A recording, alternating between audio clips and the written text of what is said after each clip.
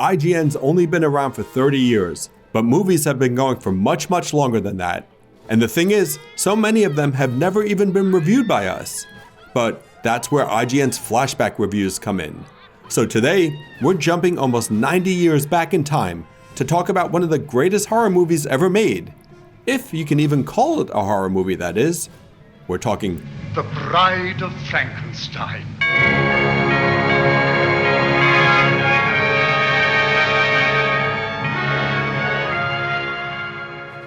Elsa Lanchester's Bride of Frankenstein is an icon, even if most people have never actually seen the only film in which the character appeared. Her image is instantly recognizable. The lightning-striped, shocked bouffant, the bandaged arms and sweeping gown, the impeccably scarred yet beautiful face. Oh, and the hiss. Don't forget the hiss. And this, despite the poor creature only getting about 4 minutes of screen time in total. Again, 90 years ago. But the birth of the Bride also came at a critical moment for the horror genre, as the looming dangers of censorship would soon drain much of the life out of the creative boom that had led to the film in the first place.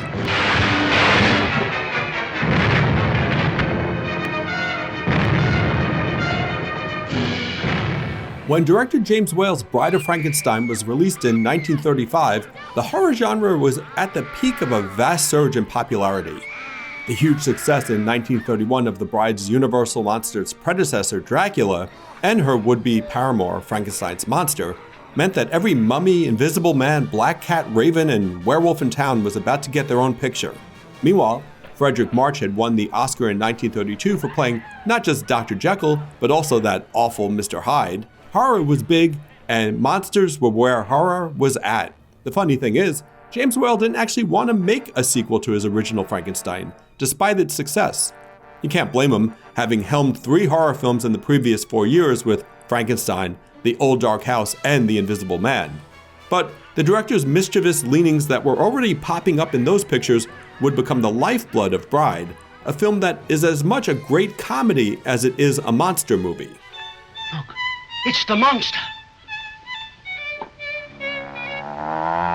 Right off the bat, the film feels bigger than its predecessor, as the title credits reveal Franz Waxman's foreboding score before segueing into the melodious Bride's theme. The first Frankenstein film, having been produced at the cusp of the advent of sound, featured minimal music, instead leaning into frequent spans of crackling silence. But Bride's new scope, hinted at in this music, is immediately confirmed as Whale's opening scene takes us for a humorous if unexpected visit to Frankenstein's very creator, Mary Shelley, along with Percy Bysshe Shelley and Lord Byron, as the 3 chatter about ghost stories on a stormy night. You hear? Come, Mary. Come and watch the storm. As such, Bride of Frankenstein begins in an elegant drawing room of the Romantic era, where the R's roll with aplomb and audiences, still in the midst of the Great Depression, surely could only look on and wonder. Played by the uniquely off-kilter Elsa Lanchester, who of course would also play the bride at the end of the film, Mary seems to speak directly of the viewer and to the viewer at one point. Such an audience needs something stronger than a pretty little love story.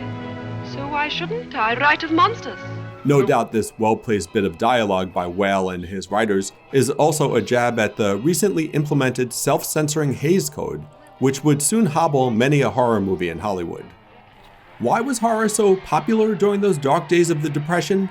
Much has been written on the topic, and it seems safe to say that in 1935, audiences were seeking some kind of escapism in the dark safety of the movie house. But there's also the more lurid, violent, and sexual aspects of these films, elements which folks obviously wanted to indulge in, and ironically, the very same aspects that the Hays Code would soon crack down on, taking away much of the spark that had fueled the genre. Viewers wouldn't have known it at the time, but when the bride is electrified to life, those 4 brief minutes of agony and ecstasy were sort of the climax for this heyday of horror.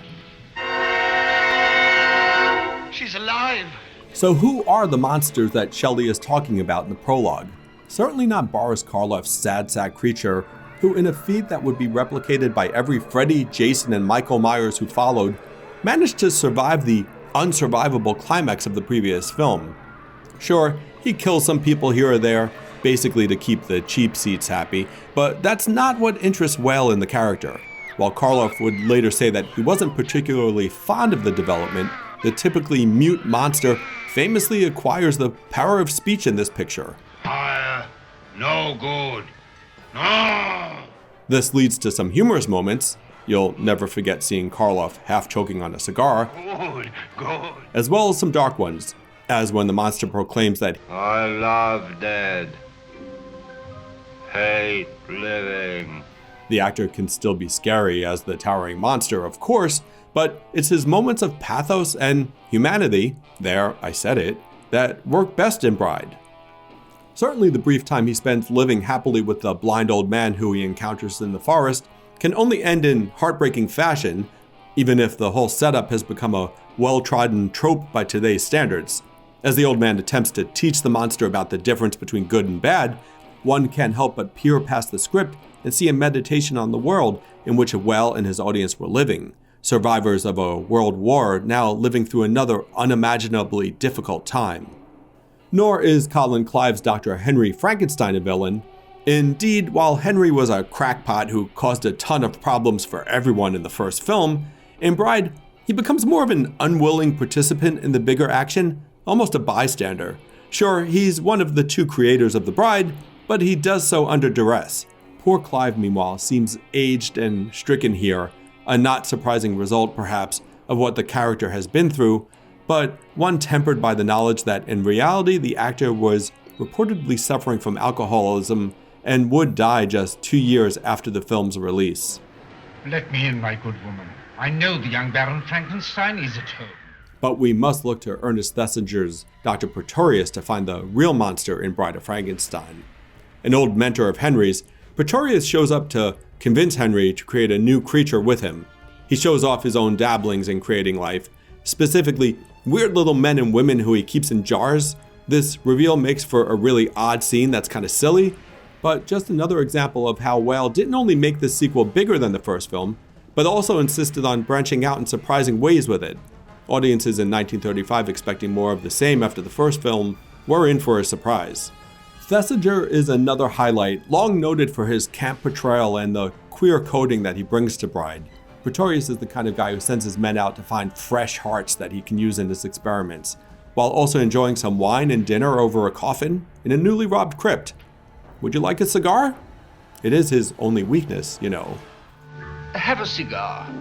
They're my only weakness. The production design is sweeping. Throwing continuity to the wind, Castle Frankenstein now features arched ceilings everywhere, sometimes lit seemingly only by flickering candlelight. The bride's creation scene is somehow even more spectacular than the first films, and indeed, the set pieces are exciting and often beautiful to behold. Whale didn't hesitate to throw some Christ imagery into the proceedings here or there, but hey, this is the same guy who literally had Dr. Frankenstein throw dirt in the face of a statue of death in the first film, so let him have his fun. The world of Frankenstein that Whale creates is not the real world, monsters notwithstanding, but rather something closer to a dreamed state. His affinity for using painted and lit backdrops to serve as the cloudy horizon and sky in certain scenes never really makes such scenes feel like they're truly taking place outdoors. Instead, what you wind up with is a sort of otherness, a heightened and theatrical feeling that pushes things just a notch into the fantastic. Whale did make his name in the theater after all, and incorporates some of his tricks here that he learned there. Of course, this also raises the question of how modern audiences, who have been trained to expect perfect, computer-generated recreations of just about any setting in their movies and TV, might react to a near century-old picture like this.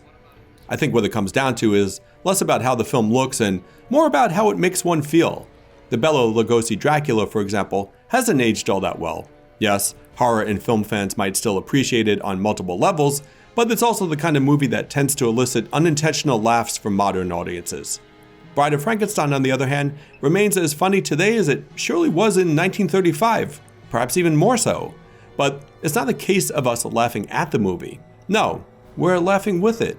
I think there's a difference there, and as a result, the Bride's film is kind of timeless.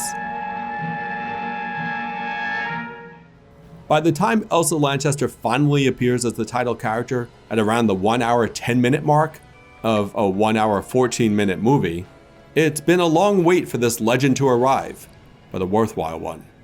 Lanchester doesn't attempt to mimic Karloff in any way.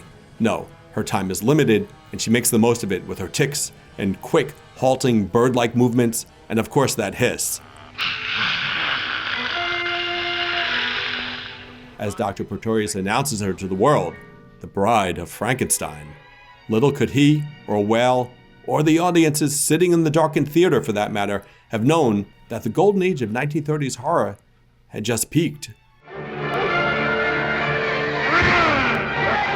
Bride of Frankenstein is getting a 10. It's a 90-year-old movie that might as well have come out yesterday.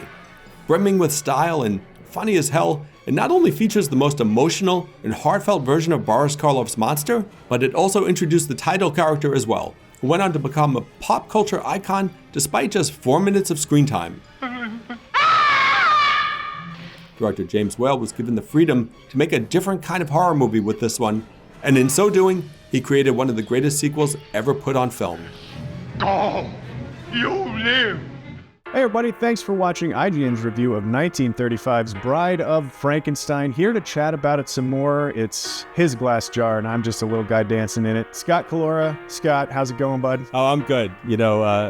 Cigars are my only weakness, though. Yeah, I know. I've been meaning to talk to you about that. So, listen, as a flashback review, this one goes back a ways. This one flashes way back. But as you point out in your review, it's a fascinating movie because it sits in a really interesting place in film history and in sci-fi and in horror movies. Like it's kind of a nexus movie, right?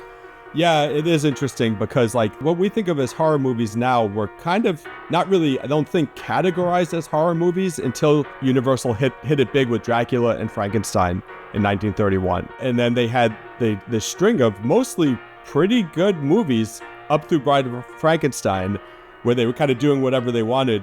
But then this thing that called the Hays Code came into effect. It started to roll into effect in, I think it was when Bride of Frankenstein was going into production. So it existed by the time Bride of Frankenstein came out, but it didn't really get to start kicking the studios in the stomach the way it would eventually. So James Whale, who had huge success on Frankenstein, he got to come back and make Bride of Frankenstein after kind of not being up for it for a while, and the studio just let him make what he wanted. And so since the Hays Code hadn't really kicked in yet, he was able to lace it with all this thematic stuff where, you feel bad for the monster, he's sympathetic, and, there's queer coding with Dr. Pretorius, and there's a lot of interesting stuff that, like, horror films would start to see that stuff eaten away and trimmed out of the scripts and stuff because of the Hays Code. So the Hays Code was, you say the studios getting kicked in the gut. Studios were kicking themselves in the gut with the Hays Code. Like it was a self-policing thing. Right. That was weirdly it was born out of like regional issues they were having, because like in the South you could see people smoke on screen but you couldn't see people kiss, but in the North you could see people kiss but you couldn't see people smoke on screen. And so the issue they were running into was like, I can't make 6 different versions of a movie to ship to all the different regions so we're just going to go to the lowest common denominator, not allow any of it, and ship it out to everybody. There was moral panic involved in it, but it was a cost-saving measure for the business as well. So it was a very strange time. And yeah, the Bride of Frankenstein kind of snuck in under the wire, as you say. So there's a film called Dracula's Daughter, which is a sequel to the Lugosi film. That one snuck in after Bride. Also, that's kind of like Dracula's Daughter is basically a lesbian. Dracula's Daughters were in the 70s as well. Yes, exactly. But then they stopped making horror movies for a few years because it was so restrictive. And then when they started to come back, because they realized they were money makers, they become the monster mashes more and more, where like the Frankenstein monster in particular is just, he's kind of becomes a nothing character who just is there to be on the poster and stumbles around a bit, but he's not sympathetic anymore. He doesn't, it's stuntmen who are playing him sometimes instead of actual actors. And so they really took the teeth out of the things after that. So that's why now when you look back at Bride and films of that era, it's like they have a different spark to them. It's beating perfectly, just as in life. My favorite point that you made in the whole review is like, audiences probably didn't know they were watching kind of the beginning of the end of this movement of horror films and of sci-fi films. Yeah, it's funny, right? Like they, and I feel like you could match it to modern times in a way where like how much better can things get with Empire Strikes Back and Raiders of the Lost Ark, coming out, and then this couple of years later, it's like, oh, now we got Return of the Jedi, and then after that, we're going to get to Independence Day, or it's like careful about what you say about Independence Day. I like Independence Day. It's a different type. I love Independence Day. It's no Empire Strikes Back. Sure, though, it doesn't have to be. It's an Independence Day. Is what it is.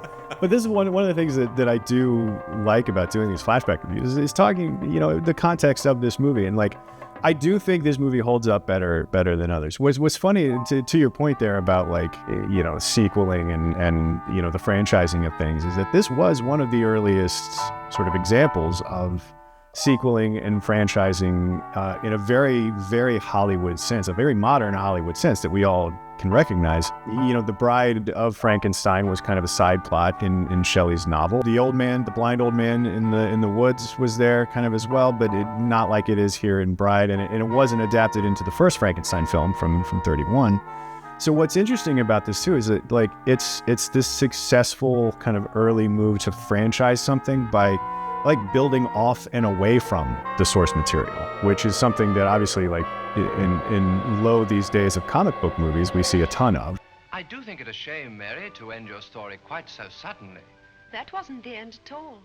Would you like to hear what happened after that? Can we talk about the opening scene for just a second? Because it is one of my favorite. I love this scene. Yeah. It's so silly and it's so fun because here's the author of Frankenstein with her husband, a famous poet, and also Lord Byron, another famous poet of the day. They're setting up the idea that they're adapting something, that they're adapting Mary Shelley's intent somehow, and there's a previously on sequence where they use footage from the original movie, and like, which again, to the point of this being a sequel of some kind, like they didn't really know how to do it. There were no rules about how to sequel, or there were no expectations about whether the audience has seen the first one or would remember it if they had seen it. And it also introduces ideas that the whole movie deals with. There's questions of gender roles and everything that are brought up throughout the film that come up right up top because, Lord Byron is like, this dainty little thing couldn't possibly write of monsters, and like... Yeah, so, this is 1935 and you have this character who basically her fate has been chosen by all the men around her. They bring her to life to be the monster's mate. And when she finally comes to life, she's like, no way, I'm not doing that. I'm not into that. It's a very progressive idea for 1935, right? I mean, in the interest of, saying the reason why we're talking about a 90-year-old movie out loud, it can't be understated how sort of influential this is, because even the idea of, endeavoring to make a mate for this monster ends with the mate being like, no thanks, which is a very progressive thing. But there's a very human thing underneath that, which is to have a mate and to have a partner. Is that an essential part of being human for this monster? And like, is that an essential part of life and everything? And that's a really interesting idea that sci-fi is not put down. Like you can look at Under the Skin, and you look at even in a movie like Her.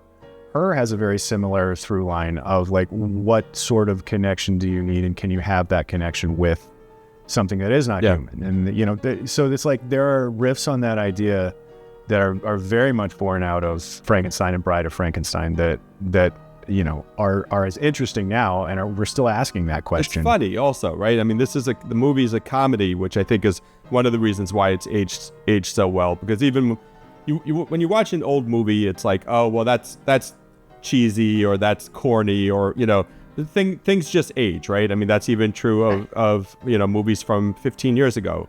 There's a great edit in the movie towards the beginning where there's a woman that's freaking out and clutching her pearls. What are we gonna do? The monster. The guy that's trying to disperse the crowd is just goes, shut up. And then there's like a hard cut right after it. And so like the pacing of that edit is funny, and it's cut the way that we would cut that today. Yes. But the other funny thing, and the thing that I absolutely have to talk about, is the people in the jars. Like, what a weird scene that is. What's funny about that to me is it's one of those scenes that, from a technical perspective, you're an AI prompt away from building that scene yourself right now. You can build it in 20 minutes. But in 1935, the care and the craft and the skill that it took to pull that off, I'll never not be amazed by that. There's a wide shot of the table from this angle. There's another one from this other angle. There's an angle where he's pulling the thing off and you have to mat it, and like, the sheer number of film strips that it took to build that one shot where you can see all 6 of these glasses on the table or whatever, with people kind of moving around inside of them, and how they had to develop that, and it looks good. There's some stuttery stuff on some of them. You can see the seams on some of the shots, but when the king and the tongs is being moved across the screen, but it looks pretty good. Premiere has done worse for me, so. And then that's indicative of the whole movie, right? Like that was the level of care that they put into this thing. The creativity that it takes to say, this is what I want it to look like on screen when we're done, mixed with the technical prowess and sort of, and frankly, engineering sense that it required back in those days to pull that off is why I love old movies. Yeah. It's the whole point of doing these flashback reviews. Yep, absolutely. Talking about old movies. Yep. All right, that's enough of this old man. Thank you for finally putting a number to one of the all-time greats, Scott. You've done great work here today. Thank you. And thank you for watching this flashback review. We'll be back with another one, so be sure to subscribe to IGN wherever you like to watch.